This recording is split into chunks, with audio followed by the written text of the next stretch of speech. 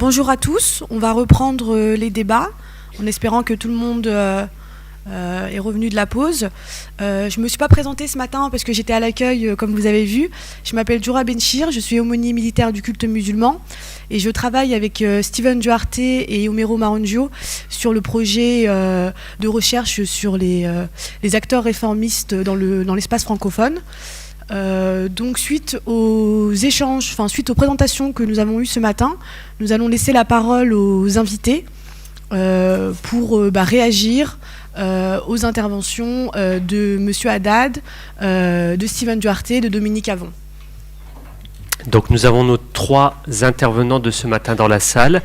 Dominique Avon, Steven Duarte et Mohamed Haddad qui va nous rejoindre incessamment sous peu. Donc dans un premier temps, si parmi nos invités des personnes veulent réagir par rapport à ce qui a été dit, donc vous avez la parole. La première question est toujours la plus difficile, mais ne soyez pas timide. Ou une remarque. Sinon, oui, Hicham. Est-ce que vous pouvez vous présenter avant de prendre la parole, s'il vous plaît? Merci. Oui, bonjour, Hicham Abdelgawad, ex-professeur de religion islamique en Belgique. Moi, j'avais une petite question pour Steven. En fait, j'ai l'impression que dans la typologie que tu nous as montrée, que ça correspondait à une forme de réformisme de type, disons, moderniste. Est-ce qu'il y aurait le même type de typologie pour des réformismes, disons, involutifs, donc avec ce mythe du retour à l'origine? Tout à l'heure, je sais qu'il y a un des intervenants qui a dit qu'il ne considérait pas le salafisme comme une forme de réformisme, mais quand même, par exemple, si on va lire des gens comme Brigitte Maréchal ou Felice d'Aceto, ils vont faire cette distinction entre réformisme moderniste et réformisme involutif. Et qu'est-ce que tu en dirais, toi? Merci, Hicham. C'était rapide en 20 minutes d'essayer de présenter une nouvelle typologie dans un champ comme celui-ci, hein, bien entendu. En fait, tu vois, moi, mon objectif, on se tutoie, nous connaissons déjà, donc ça sert à rien de faire semblant. Voilà. Donc, en fait, j'ai voulu justement éviter cet écueil. Tu vois, j'ai lu beaucoup d'autres auteurs ou d'autres observateurs anciens, plus anciens, nos prédécesseurs, qui avaient essayé de distinguer le fondamentalisme conservateur du fondamentalisme libéral et autres. J'ai trouvé ça un peu facile et léger. Et du coup, c'est la raison pour laquelle, moi, j'essaie d'aller un peu plus loin en séparant complètement, et comme le fait mon collègue et prédécesseur Mohamed Haddad, c'est-à-dire séparer vraiment le courant du réformisme comme étant quelque chose d'à part, en fait. Bien sûr, il y a des liens. Alors, le salafisme et le réformisme sont 2 courants idéologiques différents. Bien sûr qu'il y a des similitudes, ils sont musulmans, bon voilà. Mais c'est un courant complètement différent. Et c'est la raison pour laquelle, du coup, pour moi, il n'y a pas justement de réformisme, je ne sais plus l'adjectif que tu as employé, voilà, évolutif ou involutif, etc. En revanche, bien entendu, le réformisme est un courant d'idées. Donc j'avais terminé d'ailleurs là-dessus, comme une sorte d'envolée pour l'après, pour le débat. C'est qu'il y a des tendances, bien entendu, comme dans tout courant d'idées. Et dans ces tendances, donc j'en ai déjà dénombré certaines, 3 pour l'instant, et je suis sur une 4e. On peut, par exemple, on va donner quelques exemples très concrets. Vous avez une tendance coraniste. On a par exemple quelqu'un qu'on a déjà cité comme Jamal El-Benna, ou alors quelqu'un qu'on n'a pas encore cité comme Mohamed Talbi, tunisien, paix à son âme, qui est mort il n'y a pas très longtemps. On a une tendance plus conservatrice, dans laquelle je mettrai tout à fait notre collègue qui va venir demain, imam de la mosquée de Bordeaux, Tarek Oubrou. Et on aurait une autre tendance plutôt libérale pour le sens économique, bien entendu. Par exemple, quelqu'un comme Mohamed Ahmed Khalafallah, qui lui va ne pas hésiter à vraiment interroger même les textes fondateurs, vous voyez, voilà, chose que ne font pas ou très peu les réformistes de la tendance conservatrice. Donc il y a des tendances, mais la catégorie mère, entre guillemets, elle, on peut la distinguer, selon moi, c'était mon objectif avec des critères, voilà. Alors bonjour à tous, Anne-Sophie Plard, donc je gère le groupe Facebook d'Abdenour Bidar qui s'appelle Repenser l'islam avec Abdenour Bidar. Et j'aurais une question au sujet du 2e point de la typologie. Alors elle s'adresse à la fois à Steven et à Mohamed Haddad. Donc au sujet de la normativité de la religion, car je trouve qu'on aborde très peu la question de la réforme des pratiques religieuses, étant donné que la religion doit garder effectivement une normativité, je suis tout à fait d'accord avec cette idée-là. Comment on peut penser justement une réforme des pratiques religieuses? On est très frileux sur cette question-là. et quelle place laisser à la liberté individuelle sur la question des pratiques religieuses. Merci. Oui, vous avez raison, c'est une question qui n'est pas très abordée. Bon, on peut comprendre cela parce que peut-être qu'il y a d'autres questions qui paraissent plutôt prioritaires. Dans des sociétés, par exemple, où il n'y a pas d'égalité entre hommes et femmes, où il y a un grand problème de citoyenneté, comme tout à l'heure ça a été expliqué pour l'Égypte, parce que ce sont pas des problèmes théoriques, ce sont des problèmes quand même qui ont des retombées politiques et sociales extrêmement importantes. En Égypte, par exemple, à chaque fois qu'il y a même pas construction d'un lieu de culte chrétien, mais juste réparation d'un lieu de culte chrétien. Chaque fois, il y a une tension, il y a des problèmes qui se passent. Donc, disons, dans ce contexte, réformer les cultes, comme ça a été posé, par exemple, pour le judaïsme libéral, etc., ça reste un peu trop lointain comme problématique, quoi. Il y a quelques personnes qui ont osé poser cela. Par exemple, il y a l'historien tunisien, bon, ce n'est pas exactement un réformiste, mais c'est Hicham Jaïd, qui est un historien très connu, et qui, dans les années 60, avait posé avait donné certaines disons, idées pour une sorte de réforme de culte. Mais il n'est plus revenu sur ce sujet par la suite. Et vous avez tout à fait raison de signaler que ce ne sont pas des sujets qui sont à l'ordre du jour actuellement. Juste pour dire, pour votre question, qu'à l'heure actuelle, dans le réformisme, il y a peut-être le coranisme qui a une réflexion qui impacte directement sur la réforme culturelle, c'est ça, merci. Donc pour cette intervention très modeste, je présente Cyril Moreno, qui est connu sous son nom Docteur Al-Ajami, et qui est l'auteur d'un ouvrage Ce que dit vraiment le Coran, et qui travaille justement dans ce champ, qui a soutenu une thèse récemment. Nous en dirons plus lors de sa présentation. Du coup, je voulais juste ajouter un petit peu, enfin pour te répondre, si il y a un exemple. Il y a des féministes, le courant du féminisme islamique, et on a un exemple très probant de réforme du culte. Et justement, on peut voir que c'est un très bon exemple parce que les conséquences, elles sont très graves et immenses. C'est Amina Wadoud aux États-Unis. Lorsqu'en 2004, je crois de mémoire, elle avait dirigé la prière, donc Salat el-Jumu'ah, elle avait réalisé la khutba et en plus dirigé la prière dans un lieu de culte qui était mixte, c'est-à-dire hommes-femmes à n'importe quelle place, devant, derrière, sur les côtés, etc. Et des femmes qui ne portaient pas le voile, elles venaient comme elles voulaient. En fait, certaines étaient voilées, d'autres pas. Et ça a entraîné, je pense que la plupart des gens le savent ici, et ça a entraîné quand même des conséquences immenses. Des centaines et des centaines de menaces de mort. Ça a été très compliqué pour elle, quoi. Et jusqu'à aujourd'hui, dans les milieux musulmans pratiquants, elle est souvent marquée au fer rouge par cette expérience. Donc, toucher au culte, c'est très difficile. C'est un domaine qui est souvent considéré comme vraiment le dernier rempart, quoi. Donc, Bonjour. Donc, Imad Alé de l'association Harim pour la renaissance de l'islam aux États-Unis. On en parlera cet après-midi. J'ai une question pour Monsieur Avon sur son intervention concernant le rapport à l'histoire, à l'autorité et à l'altérité.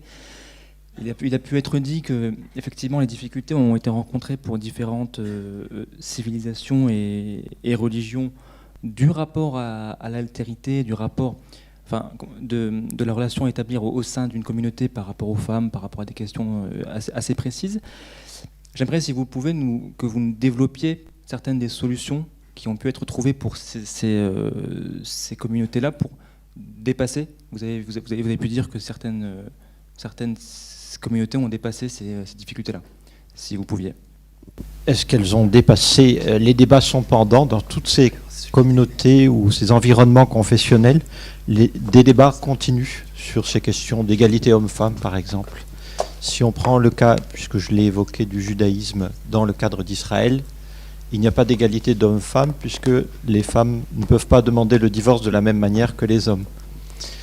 Comme il n'y a pas de mariage civil, c'est une inégalité de droit. D'accord ? Il n'y a que le mariage religieux en Israël. Donc ça, c'est un débat qui est devant les citoyens israéliens de confession juive. Et la question, c'est de deux choses l'une. Est-ce qu'on fait changer le droit rabbinique là-dessus, ou est-ce qu'on sépare le politique et le religieux ? Ce qui renvoie à la question de ma partie 2. c'est lié, hein, les choses sont liées. Et sur la question de la séparation du politique et du religieux, vous savez que Israël n'a pas de constitution. Israël a des lois fondamentales, mais n'a pas de constitution. Lorsque, en 2000, Ehud Barak a voulu lancer un processus de constitution, il a été mis dans des cartons, il est toujours dans des cartons. Donc, il n'y a pas d'accord là-dessus, puisque certains partis politiques en Israël disent mais on n'a pas besoin de constitution, on a la Torah. D'accord. Donc, vous voyez, cette question est devant. Après, dans les sociétés majoritairement chrétiennes, la question s'est résolue par la séparation du politique et du religieux, aux États-Unis, en France, dans un processus très lent. Attention, c'est pas parce que vous séparez le politique et le religieux en 1905 que les femmes ont le même droit que les hommes, hein. Les femmes turques ont eu le droit de vote avant les femmes françaises. Donc, il faut rappeler ces choses-là. La séparation n'implique pas l'égalité des droits hommes-femmes. Mais c'est dans ce cadre de séparation que, progressivement, elle a eu lieu. Est-ce que c'est la solution que doit prendre tout le monde? Moi, j'ai aucune réponse à donner là-dessus. Voilà, historiquement, c'est comme ça que ça s'est passé. Juste sur la question d'avant, il me paraît intéressant d'ajouter que il y a, au sujet des ibadat et des pratiques cultuelles, etc., il y a une souplesse qui est liée à tu fais ce que tu veux, mais tu ne le montres pas. Et ça, c'est très fort. Enfin, je parle à des gens qui me comprennent ici. Donc, dans votre domicile, chez vous, vous faites ce que vous voulez. Mais si vous commencez à dire que vous faites ça, alors là, il y a problème. Oui, Martine Cohen, sociologue sur le judaïsme français en particulier. Juste une précision concernant Israël pour Dominique Avon. C'est sur le domaine du statut personnel qu'il n'y a pas de distinction entre le religieux et le politique. Pour tout le reste, il y a une distinction en principe, même s'il y a des pressions, des lobbies, etc. Bon. D'ailleurs, les femmes en Israël, pas en Israël, avant l'État d'Israël, avaient le droit de vote en 1920 déjà. Dans ce qu'on appelle le yishuv palestinien juif, quoi. Donc, ça c'est une chose. C'est bien sur le statut personnel que ça pose problème, hein, qu'il n'y a pas d'égalité stricte. Et encore, au sein du monde orthodoxe israélien, qui est plus en avance que le monde orthodoxe français, juif français, il y a des débats sur le changement de cette loi, de la loi juive. Voilà. Et ma réflexion de fond, c'est concernant ce colloque, comme concernant les recherches des universitaires sur les questions sur les réformistes. Vraiment, je pense que c'est extrêmement important de pointer là où se posent les débats, parce que ça peut aider les acteurs engagés à savoir, à se repérer entre les involutifs, les réformistes involutifs, comme disait monsieur, que je ne sais pas cette expression, et les autres. Ça peut aider à se repérer, à ne pas être dans la confusion. Et je pense que c'est très très important de pointer là où se posent les débats. Et personnellement, des trois interventions excellentes qu'on a eues ce matin, je me disais que l'un des points importants, c'est dans la régulation du groupe, du nous musulman, comme ça peut être du nous juif ou du nous autre chose, dans cette régulation des frontières de ce nous, qui a le pouvoir, l'autorité religieuse ou l'autorité politique?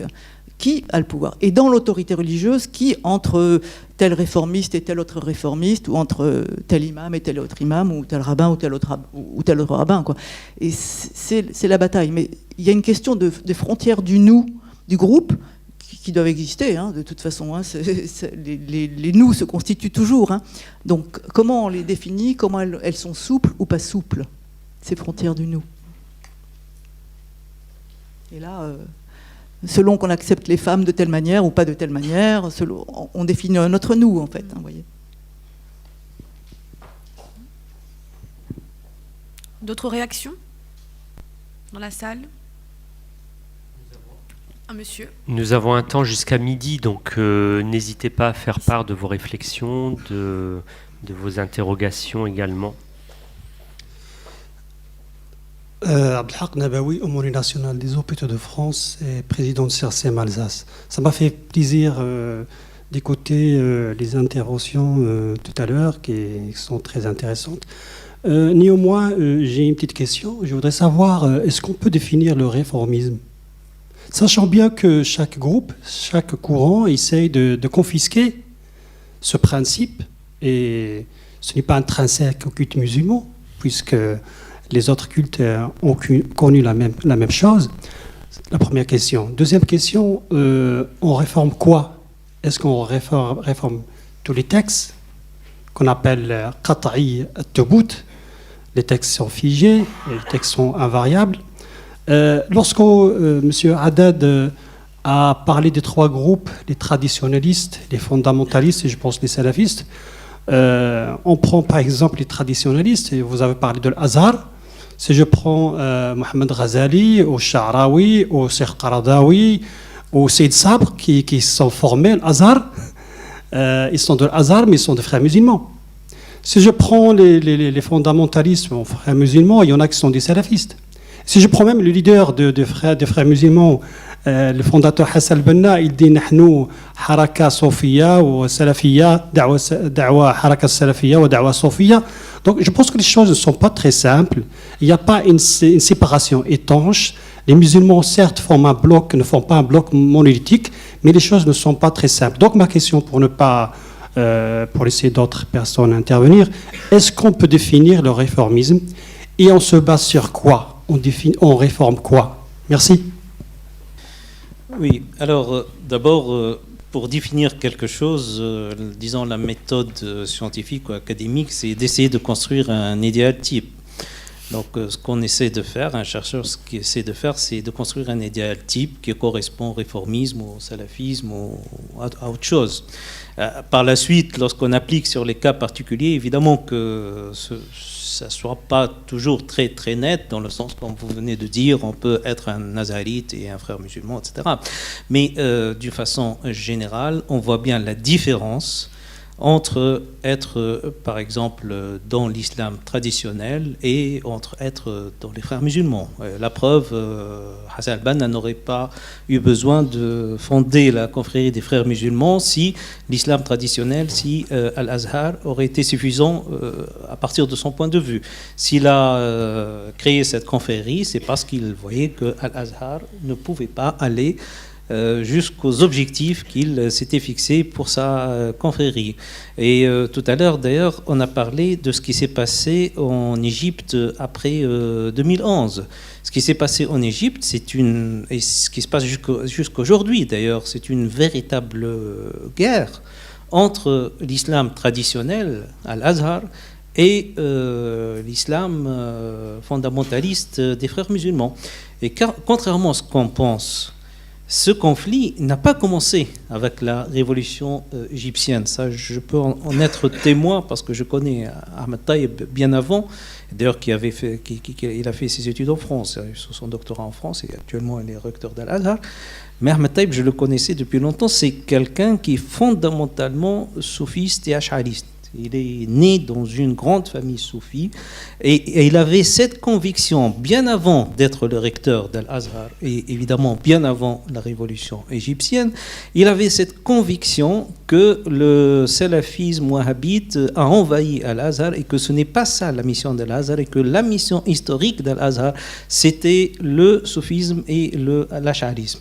Et lorsqu'il a été recteur par la suite, c'est-à-dire que 2 ans après la révolution égyptienne, il a déjà commencé à mettre en œuvre ce programme de revivification de l'ash'arisme. Et en 2009 ou en début de 2010, c'est-à-dire avant les événements, il avait lancé un congrès international très grandiose sur l'ash'arisme, dans lequel il voulait redonner l'avantage à l'ash'arisme et faire revenir Al-Azhar à l'ash'arisme. Donc là, c'est véritablement une position d'islam traditionnel qui est contre le réformisme et qui est surtout contre le fondamentalisme.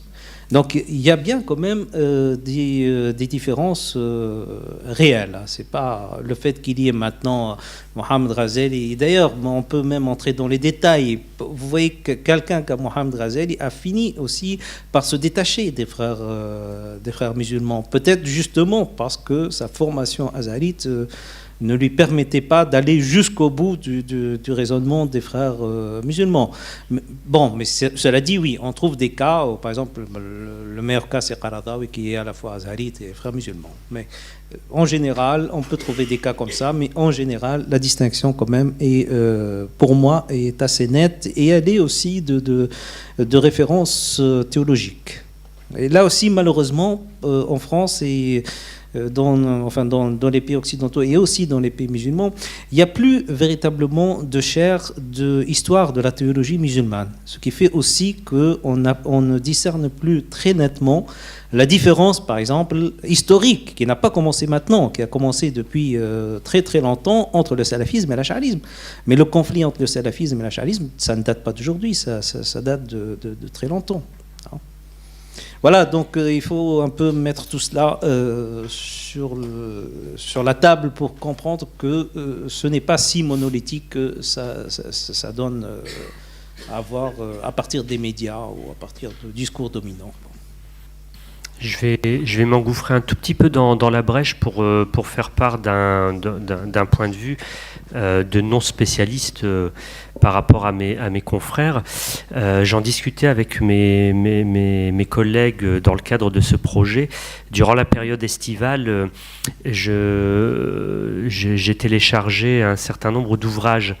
Donc vous pouvez accéder aujourd'hui sur la période qui couvre du début du 19e siècle jusqu'à aujourd'hui. Vous pouvez télécharger des milliers d'ouvrages en langue arabe de tout un ensemble d'auteurs. Pour ma part, je me suis arrêté à peu près 150 auteurs de différentes tendances, bien entendu. Du moins, de tendances, j'emploie ce terme dans sa signification la plus basique et triviale, ce qui fait que vous pouvez trouver des auteurs de tendance laïque en remontant jusqu'à la fin du 19e siècle, des auteurs plutôt salafistes, etc. Récemment, il y a deux ouvrages, donc un ouvrage assez volumineux en 2 tomes du fondateur du groupe salafiste égyptien qui reprend toute l'histoire depuis grosso modo Hassan al-Attar et Cheikh Tahtawi, donc début du 19e siècle jusqu'à aujourd'hui. Donc il liste tout un ensemble de personnes qu'il accuse bien entendu d'avoir dévoyé l'islam, et il relie, c'est une réappropriation de l'histoire, mais dans le sens d'une critique très forte de ce qu'il appelle les réformistes. D'un autre côté, vous pouvez accéder à toute la littérature des penseurs contemporains de tendance laïque, et vous voyez que les positions sont assez diversifiées, c'est-à-dire que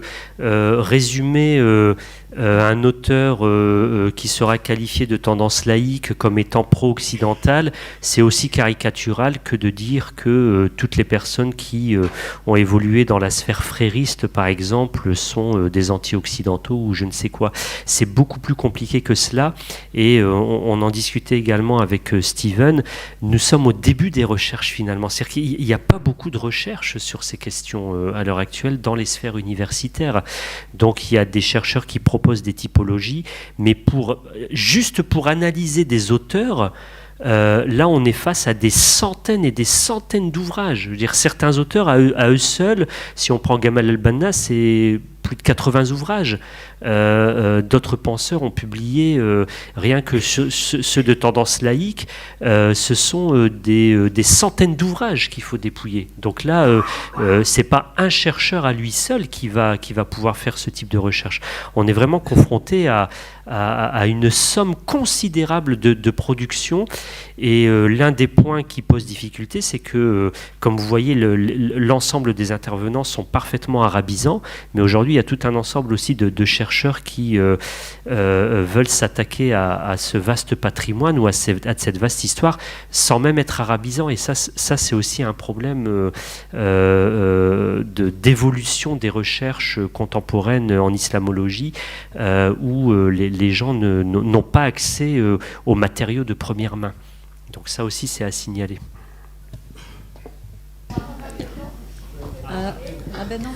Bonjour, je suis Myriam Khelifi, sociologue du religieux, plus précisément le discours religieux des prédicateurs arabes dans les médias arabes. Voilà, on a parlé tout à l'heure de crise de la pensée islamique, et un intervenant avait évoqué le problème l'absence de la définition, la difficulté de définir le réformisme maintenant. Moi, ce qui m'interpelle, c'est est-ce que pour donner forme au réformisme dont on parle maintenant, est-ce qu'il y a une nécessité d'institutionnaliser le courant réformiste ou de rester comme cela a toujours été le cas, dans un mouvement de réformisme où il s'agirait toujours et encore de débats entre les différents penseurs et que ça évolue comme ça dans un mouvement individuel. Donc, est-ce qu'il faut institutionnaliser, est-ce qu'il faut donner une forme au réformisme et dire que ça rentre dans la catégorie du réformisme et ceux qu'on juge fondamentalistes ou extrémistes ou rétrogrades, comme on veut, ils appartiennent pas au courant réformiste. Je pense que c'est une problématique maintenant dans le courant réformiste. Je ne sais pas si ma question... Une réponse de M. Haddad? C'est pour cela que j'avais dit à la fin de mon intervention que lorsqu'on parle du 19e jusqu'au milieu du 20e siècle, on peut parler d'un courant. À partir du milieu du 20e siècle jusqu'à aujourd'hui, on ne peut pas parler de courant. Ce ne sont que des individus. Et c'est pour cela qu'il me paraît extrêmement difficile, sinon impossible, d'institutionnaliser la chose, parce que étant donné que ce sont des individus, donc forcément c'est très difficile. À la limite, on pourrait imaginer des rencontres ou des choses comme ça pour des échanges, mais institutionnaliser, on ne peut le faire que lorsqu'il y a quand même un courant, il y a des choses plus élaborées, ce qui est loin d'être le cas actuellement. Je me permettrai d'ajouter quelque chose pour la question de la dénomination, la qualification du réformisme. Au fond, il y a une question peu abordée aujourd'hui. Le réformisme veut réformer quoi?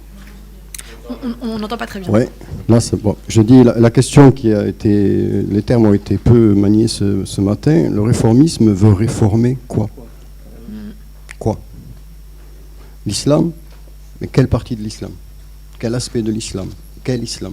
Qu'appelle-t-on l'islam lorsqu'on associe les mots réforme et islam? Cette question-là me semble un petit peu occultée, alors qu'elle est au fond essentielle et qu'elle explique peut-être aussi la diversité des pensées ou des penseurs réformistes et les difficultés que le chercheur extérieur a à analyser la question. Mais on réforme quoi? Et une fois qu'on a posé la question on réforme quoi, bien on le réforme comment? C'est peut-être un essentiel préalable qui n'est pas forcément clairement posé et qui renvoie à votre question, par exemple, sur la critique des cultes, etc. Bonjour, Abdeslam Klech, chercheur consultant en interculturel. Ma question s'adresse à Dominique Avon. À la fois un éclairage, parce qu'il y a une séquence que je n'ai pas bien saisie, lorsque vous parlez de ahistorique ou de historicité. Je n'ai pas bien saisi cette séquence dans la mesure où est-ce que vous considérez que certains, en tout cas certains acteurs, dans la mesure où ils se réfèrent un peu au passé, si j'ai bien saisi, je reformule, mais probablement j'ai mal saisi, seraient ahistoriques ou un peu en dehors de l'histoire, d'autres auraient une légitimité à être intégrés dans l'histoire. Donc, comment vous faites un peu cette césure entre les deux et quels seraient ces acteurs qui seraient historiques, d'autres plutôt historisés? Ça, c'est la première question. Ma deuxième question concernant l'altérité. Vous avez dit que l'altérité s'est posée d'une manière fondamentale, en tout cas lorsque cette altérité s'est en tout cas posé un problème pour les j'ai pour mémoire que lorsque Saladin s'est heurté à la reconquête ou à la libération de Jérusalem, la question de l'altérité s'est posée aussi comme un problème, à tel point que l'échange épistolaire qu'il a eu avec le souverain à l'époque auquel il a eu recours, mais qui ne lui a pas répondu, c'est-à-dire le souverain de la dynastie Al-Mouahidine, lui a répondu que cette altérité, lui, il ne pouvait pas lui apporter son soutien au niveau de sa flotte maritime parce que cette altérité ne lui posait pas de problème. Donc comment vous situez ça? Et enfin, ma dernière question, mais là c'est plutôt à haute voix par rapport à ce qui se dit concernant le réformisme, comme institutionnalisation ou qui doit se institutionnaliser. Est-ce que vous ne pensez pas qu'actuellement, il y a un État, apparemment, qui a tendance à institutionnaliser ce type de réformisme, avec beaucoup d'interrogations, avec beaucoup de débats, et qui concentre dans son autorité à la fois l'autorité temporelle et l'autorité spirituelle, à savoir le Maroc? Comment, là, ma question est à M. Haddad, comment vous analysez cette approche du réformisme dans le cas spécifique, dans le cas marocain, puisqu'elle se pose à la fois en termes pratiques du statut de la femme et ainsi de suite. Merci. On répond avant? Peut-être donner la parole à Dominique afin qu'il puisse répondre. Sur le cas spécifique du Maroc, nous avons également la présence de Asma Lamrabet qui va s'exprimer par la suite et qui peut tout à fait intervenir immédiatement si elle le souhaite pour donner des informations. Bien. Sur le second point, j'ai bien précisé, j'ai insisté là-dessus que justement les musulmans ne découvraient pas l'altérité à la fin du XVIIIe siècle ou au milieu du XIXe siècle. Cette altérité, elle est liée à l'histoire de l'islam. C'est une nouvelle altérité et c'est une altérité qui leur pose problème précisément parce que c'est plus le paradigme qu'ils avaient jusqu'à présent. Prenons l'exemple de l'expédition de Bonaparte. Qu'est-ce qu'ils ont face à eux, les chers d'El-Azhar? Parce que c'est le noyau que j'ai étudié essentiellement. Est-ce qu'ils ont face à eux des chrétiens? Est-ce qu'ils ont face à eux des Français non chrétiens? Est-ce qu'ils ont face à eux des personnes qui veulent christianiser les Égyptiens musulmans? Non, ils n'ont pas ça en face d'eux. Ils n'ont pas en face d'eux des nouveaux croisés. Ils ont en face d'eux des personnes qui proposent et qui imposent ou qui cherchent à imposer autre chose. C'est nouveau. Donc c'est une altérité nouvelle, si vous voulez. C'est en ce sens que j'ai parlé d'altérité nouvelle. Sur la question de l'anhistoricité, on va prendre un exemple simple. Je vous ai donné dans le cadre de mon propos celle du pacte de Omar. Dans quelle faculté de sciences islamiques on aborde ce qui appelait le pacte de Omar de manière historique? C'est-à-dire quelles sont les premières sources que l'on a et qui nous permettent de parler du pacte de Omar. Donnez-moi des exemples. Oui. Donc, en fait, ce pacte de Omar, on le met hors de l'histoire. C'est ce que j'ai essayé de dire. On le met hors de l'histoire, on dit, à un moment donné, il est. Et donc, il est mis hors de l'histoire. Donc, c'est une position ici anhistorique. Je vais prendre un deuxième exemple. Un collègue a voulu travailler sur l'histoire de la grammaire des nombres en langue arabe. Que lui a répondu Ahmed Tayeb, dont a parlé tout à l'heure Mohamed Haddad et moi-même. Il a dit, mais il n'y a pas d'histoire de la grammaire des nombres. Il n'y a pas d'histoire de la langue arabe. Elle est. Oui, donc la langue arabe est mise hors de l'histoire. On ne peut pas faire une histoire de la grammaire des nombres dans son propos. Donc il place la langue arabe, et je peux vous citer tel traité sur la langue arabe, on commence par le créateur dit que, et après on fait la grammaire de la langue arabe. Mais on n'a pas une histoire de la langue arabe. D'accord ? Donc cette position est une position anhistorique. On a tout à fait le droit d'avoir une position anhistorique. Moi, je suis un historien, je dis c'est une position anhistorique, c'est-à-dire je mets une partie du corpus en dehors de l'analyse historique, ce qui est tout à fait possible. Hein. Oui, bonjour. Moi, je m'appelle Françoise Dutu. Sur le Maroc, nous la retenons. Oui. Je peux je peux dire, mais par la suite, certainement, pour ce sera... le Maroc et ensuite... Vas-y. Non, oui. Et ensuite on... Non, mais vous avez raison, parce que je pense que le cas... C'est la réponse de l'intervenant, en fait. Oui, d'accord. Oui, pour le Maroc, c'est un cas, j'allais dire, atypique. Ça ne peut se faire qu'au Maroc. Oui, c'est vrai, parce que vous avez un roi qui est à la fois roi et considéré comme commandeur des croyants, donc il a une autorité religieuse. Et c'est parce qu'il a cette autorité religieuse qu'il peut se permettre justement d'intervenir sur le champ religieux. Ce que Sisi en Égypte ou Sepsi en Tunisie, etc., ne peut pas le faire parce qu'il n'a pas d'autorité religieuse reconnue. Donc le cas du Maroc est un cas extrêmement intéressant et ça peut être peut-être une piste de réforme, mais c'est un cas qui ne peut pas être exporté dans les autres pays parce qu'il n'y a pas la même tradition. C'est fait que le roi est au-dessus même du gouvernement, de l'État en quelque sorte. Donc ça, vous ne pouvez pas le trouver dans d'autres pays musulmans. Ce qui fait que la spécificité. Mais je voudrais aussi revenir, si je peux, parce qu'il ne faut pas laisser non éluder aussi la question de réformer quoi. C'est une question, bien sûr, qui se pose et il ne faut pas être hypocrite sur ce sujet. Oui, réformer quoi? Alors, moi, je pense qu'il faut faire attention. On dit toujours, il y a quelque chose qu'on répète tout le temps, qu'il y a les constantes, les thawabit. D'accord? Bon, mais moi, j'aimerais bien qu'on me montre exactement, parce que quand même, le texte coranique, on le connaît. On connaît tous les versets, et qu'on me dise, une fois pour toutes, quels sont les versets constantes, thawabit. Il y a un grand jeu sur ça. Moi, je vais vous donner un exemple extrêmement simple. Dans le Coran, il y a un verset qui dit qu'on doit collecter la jizya, l'impôt, sur les non-musulmans. Et c'est un verset qata'i, parce que c'est un ordre, amr. Et donc, il n'y a pas de...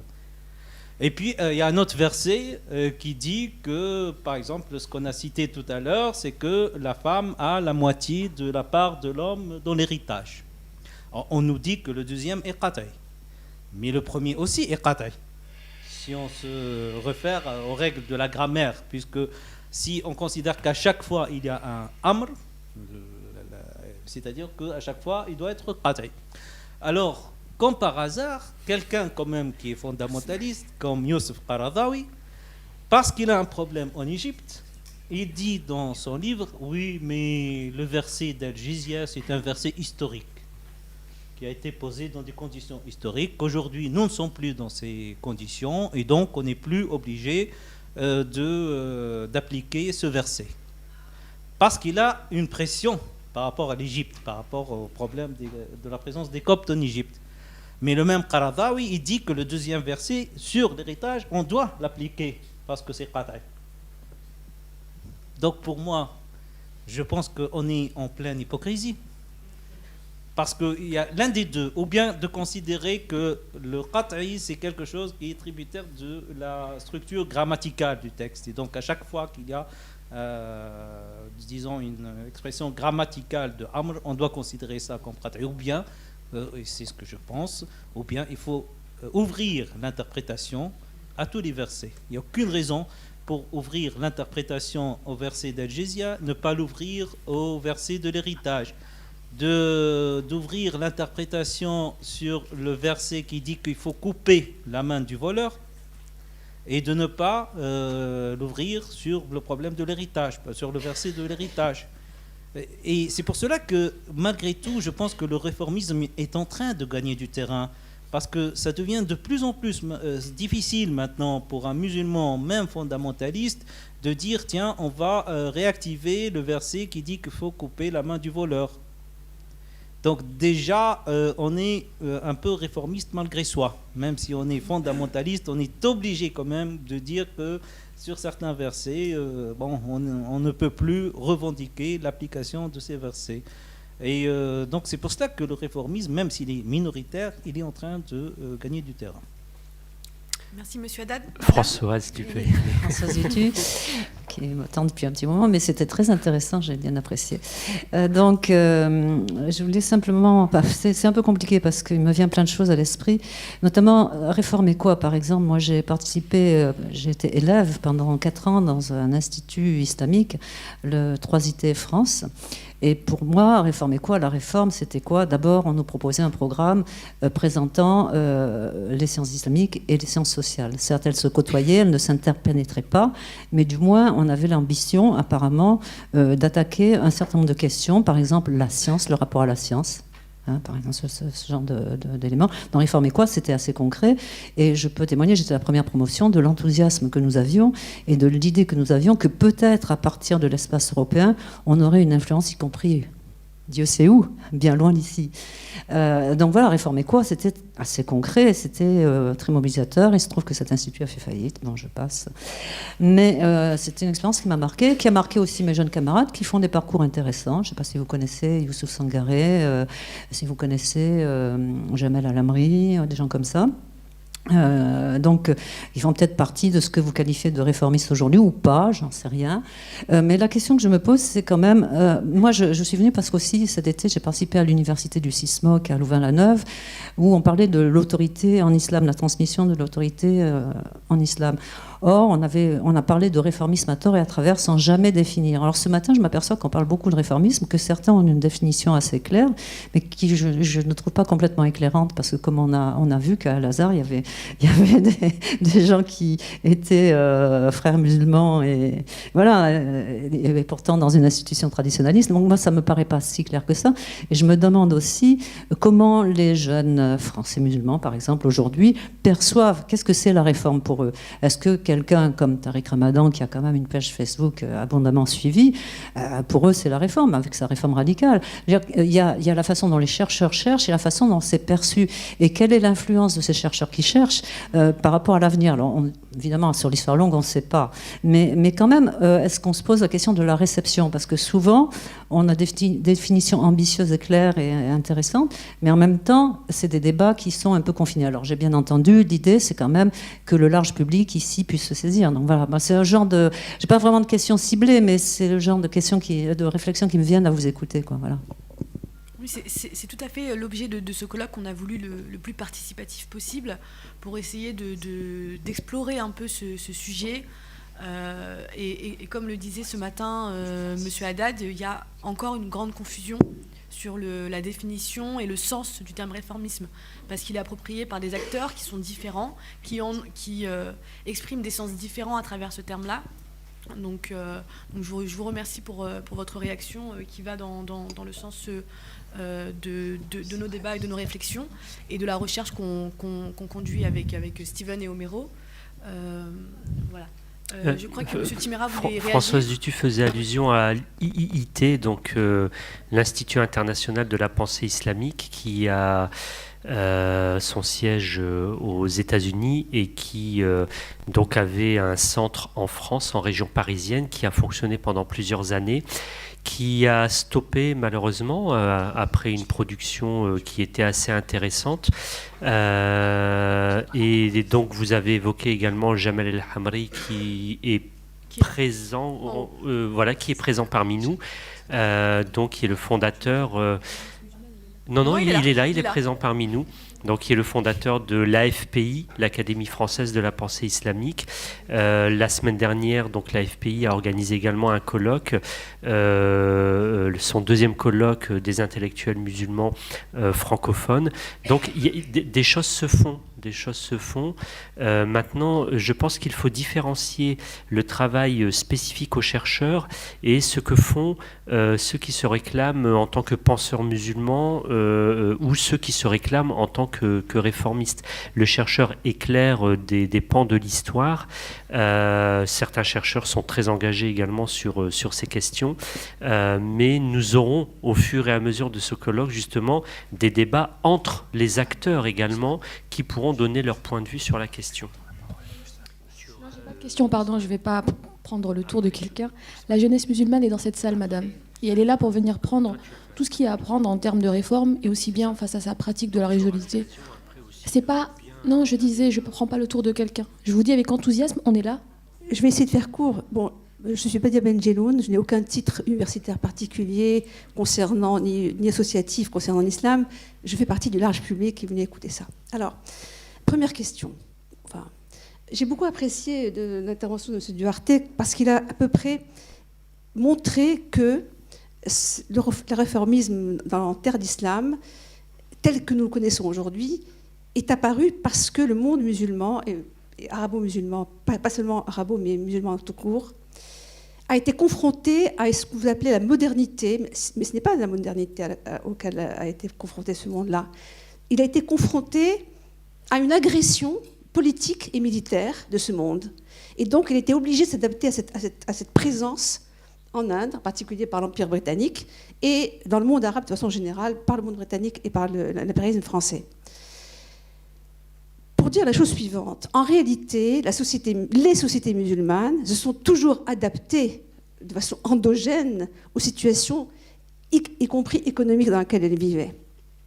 Un point très simple qui a été étudié par Maxime Rodinson, c'est la notion de riba, qui est strictement interdit du point de vue formel et, comme il dit, du point de vue impératif dans le dogme musulman. Pourtant, tout au long de l'histoire de la société musulmane, il y a eu du prêt à intérêt, y compris pratiqué par les musulmans. Deuxième point, on a vu au Maroc, parce que je suis marocaine, donc je connais un peu la question, pas tant que ça quand même, la réforme de la Moudouana, qui a été proposée en 2004 et appliquée, et qui concernait l'idée de restreindre un peu la polygamie. Donc, émanant d'une autorité religieuse, y compris chapeautée par Sa Majesté. Eh bien, nous avons eu des manifestations massives dans le pays qui refusaient ces réformes-là, de la part de la société musulmane. Pour dire quoi?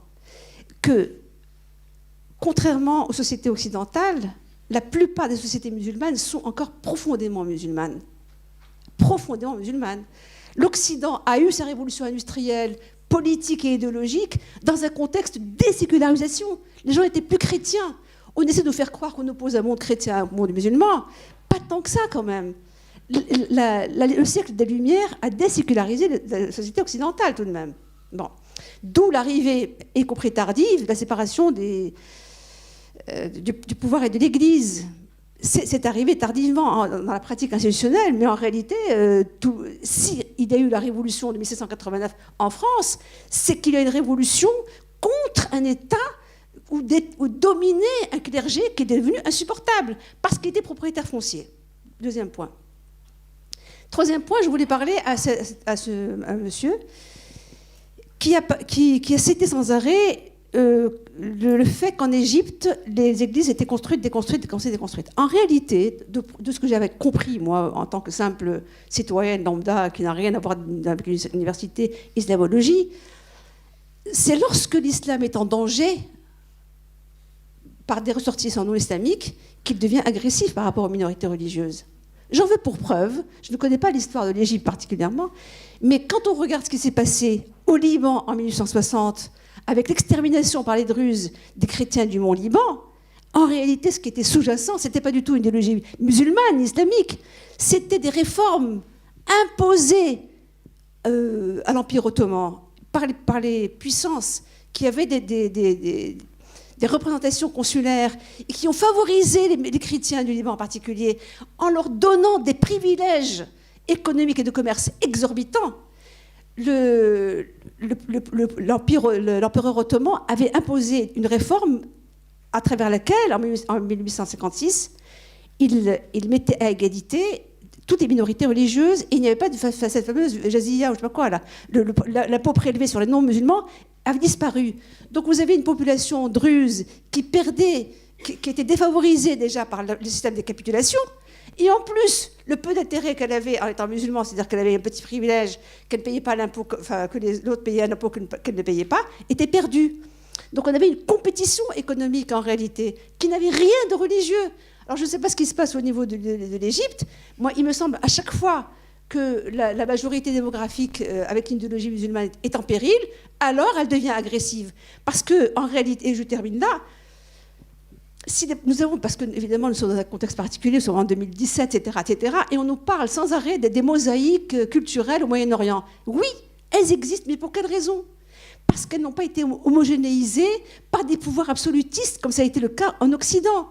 Donc vous avez des mosaïques religieuses, confessionnelles existant dans le monde arabe, parce qu'elles ont été tolérées, et parce que les musulmans majoritaires n'étaient pas en danger par ces minorités. Et je vous remercie. Oui, sur la question de l'Égypte, j'ai pris cet exemple-là. Si vous prenez le mouvement de destruction sous le calife El-Hakim, calife fatimide, donc dans les 2 premières décennies du XIe siècle, il n'y a pas de mise en danger ni de sa dynastie ni de son pays. Et il décide, lui-même de détruire, de lancer un mouvement de destruction des églises. Sous les Mamelouks, il y a 5 mouvements de destruction d'églises, puis ensuite de reconstruction d'églises. Ce n'est pas du tout systématiquement en lien avec une agression extérieure. Donc, dans l'histoire, les choses sont beaucoup plus compliquées. Sur ce que vous avez dit sur 1860, toutes les communautés non musulmanes ne bénéficient pas du régime de capitulation. Donc, ce n'est pas parce que uniquement le Khatib Sharif fait que on leur accorde d'ailleurs, le sultan ottoman ne leur accorde pas exactement les mêmes droits que les musulmans, c'est vraiment avec la constitution de 1876 qu'ils auront les mêmes droits, par exemple celui d'être électeur et éligible, mais auparavant ils n'ont pas les mêmes droits que les musulmans. Là encore c'est plus compliqué. Et si vous lisez la déclaration des imams de Damas en 1860, c'est pas du tout en lien avec ce qui se passe au Mont Liban. Donc vraiment, essayons de ne pas avoir un schéma général. J'agis parce que je suis menacé d'un côté, et de l'autre côté, je suis un agresseur. Je n'ai pas besoin d'agir parce que je suis menacé. L'histoire est quand même très très complexe, s'il vous plaît. Essayons de garder cette complexité-là. Déjà, merci pour les interventions qui étaient très intéressantes. Et j'ai 2 interrogations. La première concerne le questionnement quant à la recherche contemporaine sur la question du réformisme. Quel est l'enjeu idéologique qu'il y a dans le besoin, ou l'enjeu scientifique aussi d'ailleurs, mais pour moi les deux sont un peu liés, parce que les questions ne se posent pas par hasard comme ça, il y a toujours un contexte qui fait qu'on se pose certaines questions qui n'étaient pas présentes auparavant. Le fait de vouloir coûte que coûte définir qui est réformiste de qui ne l'est pas correspond à un certain nombre d'enjeux qui sont là, présents. Il y a un intérêt à ce que nous disions qu'un tel est réformiste et un tel ne l'est pas, par rapport à des critères qui sont les nôtres, que l'on dit être objectifs, et qu'il faut aussi questionner. Ça, c'est le premier élément. Pour ma part, je pense que la question de savoir qui est réformiste ou pas entre les frères musulmans ou Mohamed Harkoun et autres est une question superficielle. En tout cas, du point de vue de ceux qui agissent, qui entendent améliorer leur société. Et du point de vue aussi de la recherche, on ne sortira jamais. Ce sera juste un point de vue avec des critères qu'on mettra en place, et puis quelqu'un d'autre viendra et puis remettra en question ces critères pour en imposer d'autres. Je ne suis pas dans le relativisme tout craint. Je dis juste que il faut définir à partir de quoi nous définissons le réformisme. Pour ma part, je pense que le réformisme n'est pas la réforme. Donc, est-ce qu'il y a une différence entre réformisme et réforme ? Bon, pour moi, la réforme, c'est l'action d'eux, en vue d'eux. Et les réformistes, ce sont ceux qui agissent pour cela.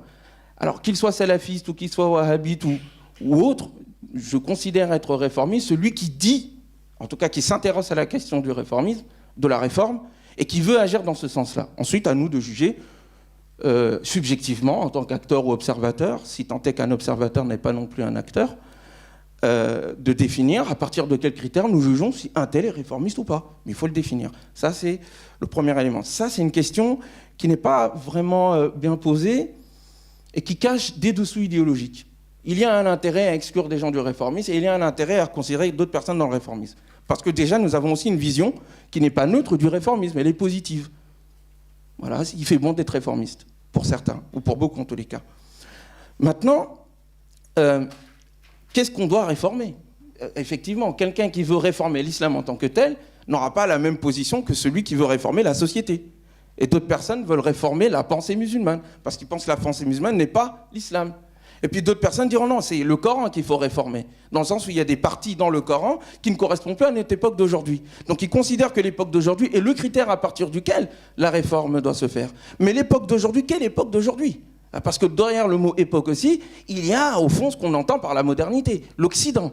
Donc c'est toutes ces questions qu'il faut à un moment donné se poser et définir à partir de quoi nous définissons ce que c'est que la réforme. Mais ce que je peux voir en tous les cas entre salafistes, frères musulmans qui disent être des salafis, mais des salafis qui sont des islahis, et d'autres personnes qui sont des modernistes, mais des modernistes aussi qui disent que bon, la référence islamique est présente. Il y a quand même, au-delà de ces disputes de chapelle, un terreau commun, un paradigme commun, une façon particulière, un héritage qui s'impose. Et les gens ne tombent pas du ciel. Et une présence, en tout cas une altérité entre guillemets. Moi, par exemple, je ne sais pas si l'Occident est une altérité pour moi, alors que je suis musulman, mais je suis né ici. Donc, qui parle quand il parle d'altérité ? Mais il y a quand même un fond commun, un paradigme commun qui considère par exemple que l'héritage, ou pas, est un élément fondamental. Certains diront non. Par exemple, monsieur, quand vous disiez, vous parliez par exemple des autorités, on parle d'autorité religieuse. Mais est-ce que l'autorité religieuse en elle-même, dans le cadre de l'islam, a une légitimité à parler seule? Certains diront non, qu'il n'y a pas d'église en islam. Et que donc moi, un citoyen lambda, Ousmane Timira, je peux remettre en question la parole du moufti. Qu'est-ce qu'il va faire? Il ne va rien faire. Bon. Donc déjà, cette question est présente. Pour ma part, je pense que le réformisme musulman, et j'y mets Mohamed Abdou, comme j'y mets Jamaluddin Al-Afghani, comme j'y mets aussi les frères musulmans, même s'il y a des différences. Et je vais dans le sens de mon collègue Ramzi Saoudi, par exemple, à la présentation de la thèse auquel M. Haddad était présent. Je suis d'accord avec lui. L'ambiguïté même du réformisme porté par Mohamed Abdou permet à ce que les laïcs se réfèrent à lui, à ce que les fondamentalistes se réfèrent à lui. Parce que le travail de Mohamed Abdou et les réformistes ainsi a été un travail d'adaptation. Donc on prend une référence, la façon particulière dont cette société comprend cette référence, et surtout il ne s'agit pas de dépasser les paradigmes parce qu'il faut s'adapter à la réalité. Et ne pas se mettre à dos la société dans laquelle nous nous trouvons et pour laquelle on essaye quand même plus ou moins, bon an mal an, d'améliorer la situation. Et ça c'est présent. Certains penseurs n'osent pas dépasser un certain nombre de cadres parce qu'ils savent que le public dans lequel ils se trouvent ne le suivront pas.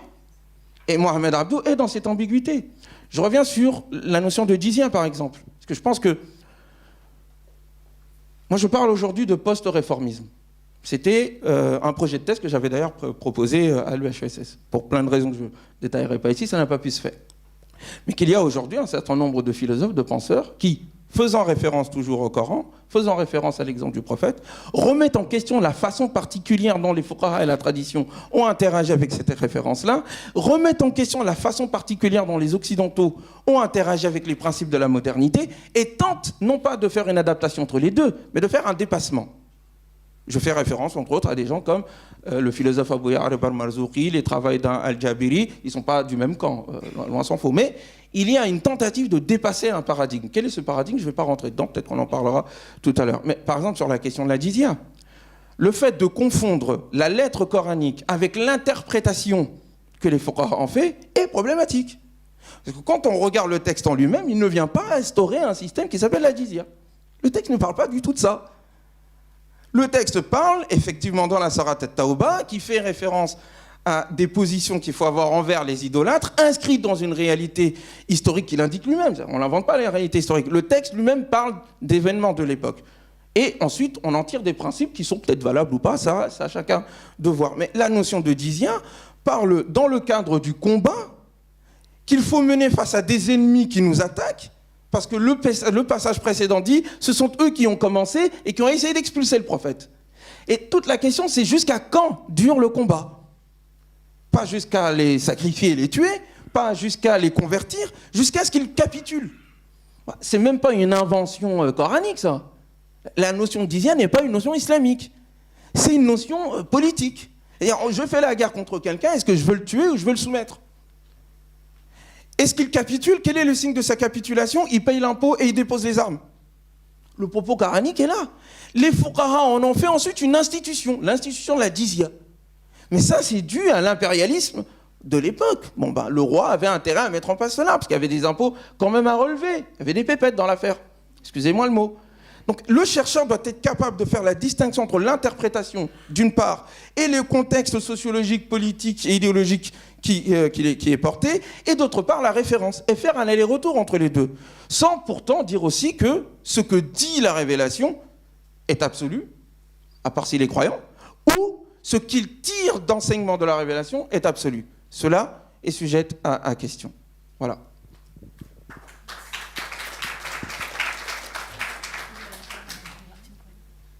Martine Cohen qui voulait faire une petite intervention. Juste 10 secondes parce que j'ai le micro pour rebondir sur ce que disait Ousmane Timara à propos du verset sur la djizia.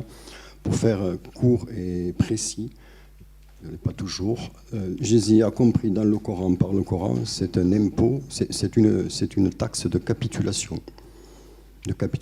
Ça a été transformé en impôt de capitation à la tête.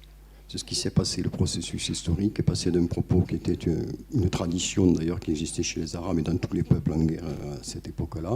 Le perdant paie des frais de capitulation. Ça s'est passé à la fin de la Deuxième Guerre mondiale pour l'Allemagne. Ça a été transformé en impôt de capitation. Donc toute la différence entre le propos coranique et le propos de l'islam, c'est l'interprétation des formations qu'on a fait de ce que disait le Coran vers ce que l'islam l'a institutionnalisé. La clé du problème est là. Donc nous avons toujours des docteurs de la loi qui, à un certain moment, vont réussir à, je vais le dire avec mes mots, à imposer une certaine interprétation du texte jusqu'à ce qu'il y ait des gens qui disent non, on peut le voir différemment. Donc c'est toute la question qui avait été soulevée de Qat'it Thubut.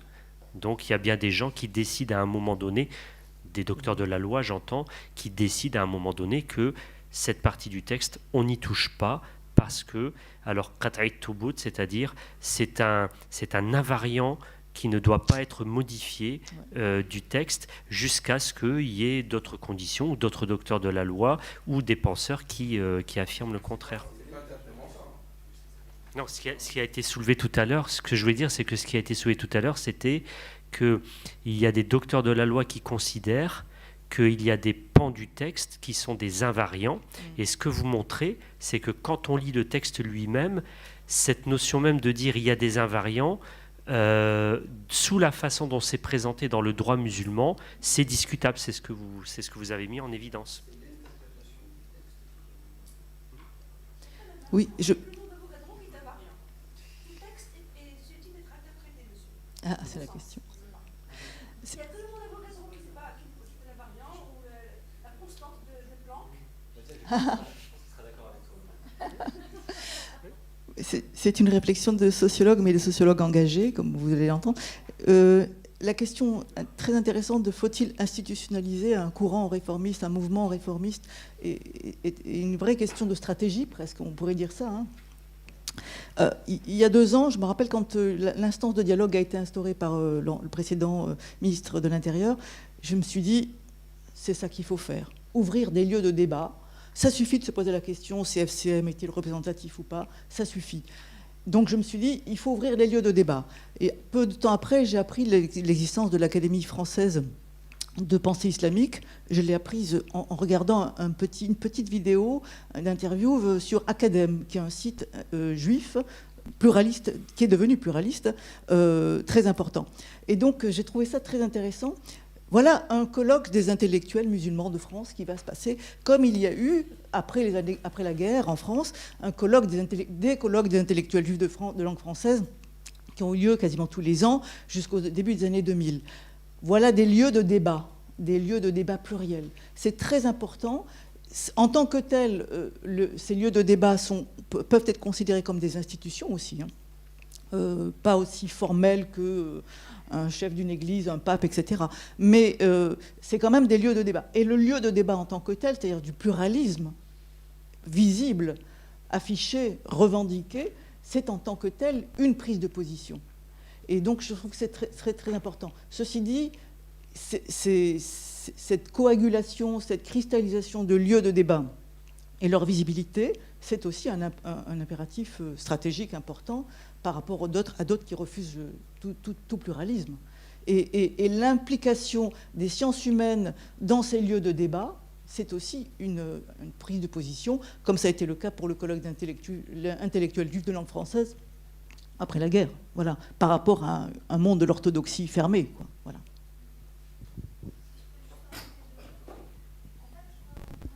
L'institutionnalisation, bien sûr, moi je ne suis pas du tout partisane des institutions religieuses.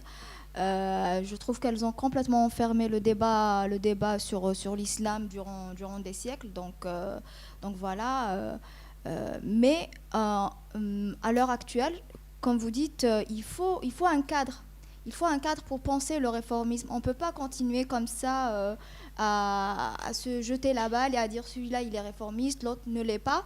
Et puis à l'heure d'Internet et au développement des moyens de communication, on ne peut pas avoir peur de l'institutionnalisation ou de mettre un cadre à la nouvelle pensée islamique. Il faut pas avoir peur du mot institution. Au contraire, ça peut donner des moyens pour permettre à la pensée de se développer encore plus et plus rapidement. Il nous reste 15 minutes. Donc, comme vous le voyez, nous avons laissé une large place à la discussion entre les intervenants et le public. C'est une volonté de notre part. Donc, il nous reste encore 15 minutes. Boujma Foudil, aumônier militaire du culte musulman basé à Rennes. Je pense qu'il y a un grand défi qui peut constituer un objet de réforme concernant, si je me permets, et je parle sous contrôle des historiens, il y a une islamité ou islamisation de l'histoire. Le professeur Avor a parlé de tradition. Chez les musulmans, toute la tradition, malheureusement, est considérée comme sacrée, sachant que cette tradition, c'est une production humaine, y compris une partie du fiqh.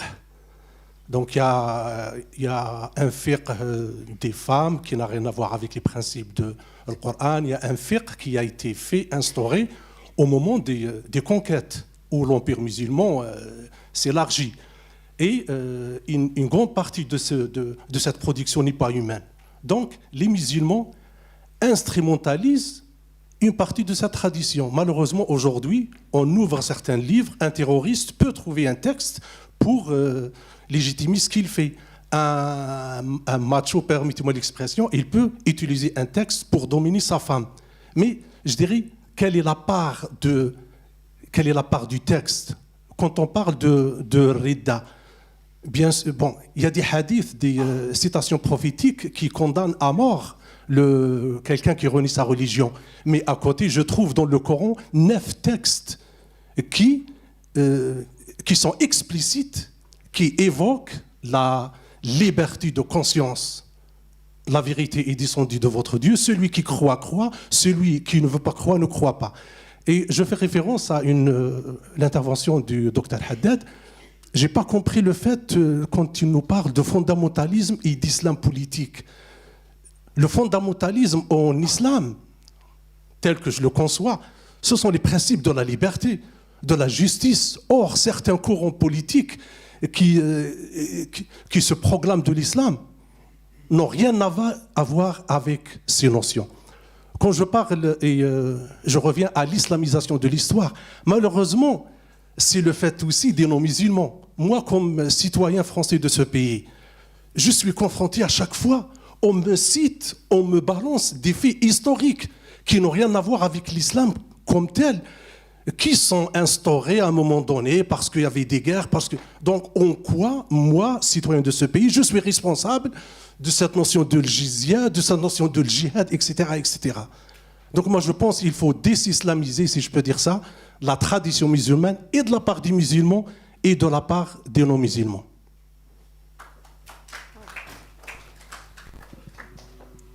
Il y avait une question de monsieur, il y avait Cédric Baylock et il y a madame. On essaie de faire dans l'ordre. Je voudrais rebondir à la comparaison, et elle me paraît importante, qu'a fait M. Mohamed Haddad entre ce tabit, ben tawabit, donc parmi les principes fondamentaux, donc de couper la main et la réforme concernant l'héritage. Si on regarde l'histoire, je pense que ça me paraît un exemple fondamental aujourd'hui à citer comme reflet de cette modernité. Quand on regarde ce principe, depuis un siècle à peu près, il est tombé en désuétude, comme dirait quelqu'un d'autre, caduc. C'est-à-dire qu'aujourd'hui, à part quelques exceptions qu'il y a eu dans les années 90 au Soudan, au Pakistan, et de temps en temps cachées, mais cachées en Arabie Saoudite, okay, pratiquement ce tabit, okay, qui est indiqué dans un verset coranique est tombé en désuétude et pratiquement aucun, même les salafistes et même les fondamentalistes aujourd'hui, n'en s'en réclament, à tel point que ça pose quelques problèmes. Donc, à partir de ce principe, qu'est-ce qui fait qu'un principe qui est inscrit dans le Coran, dans un verset, okay, est devenu pratiquement obsolète, caduc, et personne n'en s'en réclame, pratiquement, et que par conséquent, c'est devenu banal de dire qu'aucun État et aucune confrérie, aucun courant, réformateur ou non, ne s'en réclame, parce que sinon, il a en face de lui, pourrait avoir en face de lui tout un levé bouclier, et que d'autres sont considérés comme intangibles. Je pense que c'est une question importante, à mon avis, qu'il se faut poser, notamment par rapport à l'héritage, et notamment en comparaison, certaines écoles juridiques et sunnisme, chiisme dans cette question-là, qui n'est pas anodine. Donc la question du contexte historique joue. Et cette contradiction que soulève M. Haddad concernant ce verset me paraît importante, parce que là on voit un glissement, et ça a été dit, entre le fait que si le salafiste, si le fondamentaliste, si le réformateur, les trois, et on peut multiplier les même le wahhabite, pourrait se réclamer de cette obsolescence, de cette caducité de ce verset, quelle est la frontière entre le réformateur en tant que tel avec les critères et le reste? Donc là, il y a un glissement de sens. Et puis deuxième chose, deuxième élément qui me paraît important et qui rend le débat vif aujourd'hui, qu'est-ce qui fait que on parle d'institutionnalisation? Moi, je pense que l'institutionnalisation, et de fait, elle existe. Quel est aujourd'hui, citez-moi, pratiquement, quel est aujourd'hui l'État, à la fois dans les 22 pays officiels dits arabes ou sur les pays musulmans, qui ne s'est pas constitué, peu ou prou, une espèce d'institutionnalisation, une référence religieuse, qui dit aujourd'hui, avec un mufti, avec un recteur, et ainsi de suite, qui dit à un moment donné, qui donne une réponse à un fait religieux par rapport à un fait sociétal. Prenez tous, ils ont tous institutionnalisé quelque chose. Donc quand on parle d'institutionnalisation, à mon avis, on est en dessin, on est en retard, parce que l'institutionnalisation, elle existe, et c'est parce qu'elle existe qu'elle nous interpelle. C'est parce que l'institutionnalisation existe et qu'elle donne à un moment donné quelque chose qu'effectivement se pose pour la société civile une réaction par rapport à cette institution. Donc je voulais un peu soulever cette contradiction. Merci. Merci. Je propose qu'on laisse la parole encore au public et vous pourrez... Précisément. D'un mot, juste sur le premier point. D'accord. Donc Cédric, Belloc et ensuite Hafida. Vous avez dit que cette peine était tombée en désuétude. Je suis désolé, en 1996, la Ligue des États arabes a adopté un code pénal unifié. Et dans ce code pénal unifié, il y a précisément toutes les peines, les hudud, qui sont inscrites. Donc ces personnes-là n'ont pas du tout considéré que c'était obsolète. Ils l'ont inscrit dans le code pénal unifié de la Ligue des États arabes. Après que les États choisissent de ne pas l'appliquer, c'est une chose. Mais vous ne pouvez pas dire que c'est obsolète. C'est-à-dire, ils l'ont inscrit. Ils l'ont inscrit. Moi, c'était simplement pour inviter plutôt, lapsus, les chercheurs à peut-être déplacer leur regard sous d'autres cieux, déplacer leur regard sur le plan géographique, puisque Steven a indiqué à juste titre que la vitalité du débat intellectuel et philosophique ne s'était pas arrêté au Xe siècle, parce qu'on considérait principalement le monde arabe comme étant monde musulman à l'époque. Or, sous d'autres cieux, ça se passait autrement. Et Homero a fait remarquer que la recherche sur les réformismes n'en était qu'à ses balbutiements. Or, il est un endroit particulièrement en Asie du Sud-Est où les recherches sur les réformismes, on va dire, sont peut-être plus développées que ce qui se fait actuellement en Europe. Et je pense notamment aux recherches, notamment sur le rôle de Nadlatul Ulema, qui est vraiment en train de reconfigurer un petit peu sa pensée islamique. Bon, face, il faut le dire, hein, c'est une réponse, et je pense que Ousmane Timera donc, faisait cette remarque dans ce sens-là. En Indonésie, on voit bien que c'est une réponse à la poussée wahhabite au sein de l'Indonésie qui posent un certain nombre de questions et de problèmes. Donc il y a tous les travaux des chercheurs néerlandais sur cette question, pas que sur Nadlatul Ulema, mais sur d'autres penseurs, etc. Néerlandais parce que lien historique entre les Pays-Bas et l'Indonésie. Il y a aussi les Allemands qui sont très, très avancés sur cette question. Il y a un ouvrage, par exemple, qui vient de paraître sur le penseur Hassan Mustafa, Ethnicity and Islam in Indonesia, qui est quelqu'un qui a passé 13 ans en Arabie Saoudite, et qui pourtant, donc, quand il est revenu en Indonésie, donc, a affirmé sa pensée mystique, poétique et réformiste au sein du contexte indonésien. Donc voilà, c'était pour inviter. Et alors, puisque je parle de parutions récentes, il faut savoir aussi qu'un ouvrage vient juste de sortir sur la pensée de Mohamed Abd el-Jabri. Donc c'est des gens qui commentent le travail de Mohamed Abd el-Jabri. Le titre c'est Islam, State and Modernity, Mohamed Abd el-Jabri and the Future of the Arab World. Le sous-titre est assez explicite, qui est dirigé par donc un jeune chercheur marocain, Mohamed Hassas.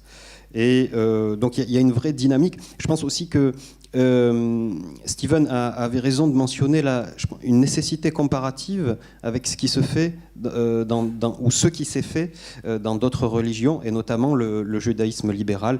Il y a un ouvrage récent qui est paru de Maurice Ruben Ayoun sur l'histoire du judaïsme libéral. Donc voilà, c'était pour inviter à ce peut-être décentrement géographique sur le réformisme. Donc les Allemands et les Néerlandais sont peut-être un peu plus avancés que nous, et il faut nécessairement aller voir de ce côté-là. Et puis aussi l'aspect comparatif avec les autres religions, et donc comment le réformisme s'y est imposé d'ailleurs dans le judaïsme libéral et d'autres. Et nous allons clore la session de ce matin avec une intervention de Hafida Faes Iskran.